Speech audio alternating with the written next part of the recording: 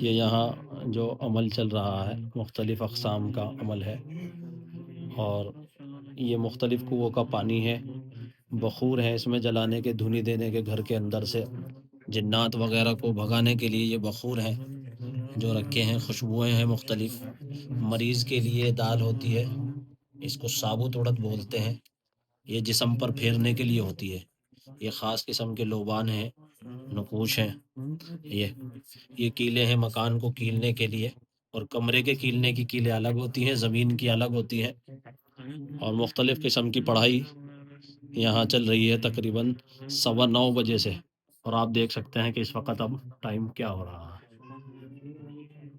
ابھی کچھ پڑھائی اس پر اور باقی ہے، مختلف حضرات، عاملین، مفتیان اکرام، علماء، حفاظ مل کر اس کو پڑھ رہے ہیں، تب جا کر یہ ایک عمل تیار ہوتا ہے، ہر کوئی الگ الگ پڑھائی کر رہے ہیں۔ دیکھیے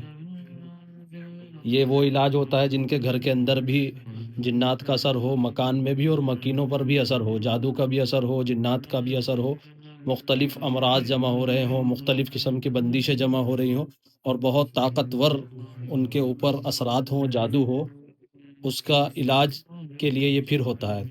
جہاں کہیں کسی عاملین کی پوری جماعت نے کوئی معاملہ کیا ہو جادو کا، تو اس کے لیے پھر مختلف حضرات اور مختلف عاملین مل کر اس عمل کو کرتے ہیں، تب جا کر وہ اس کی کاٹ ہوتی ہے۔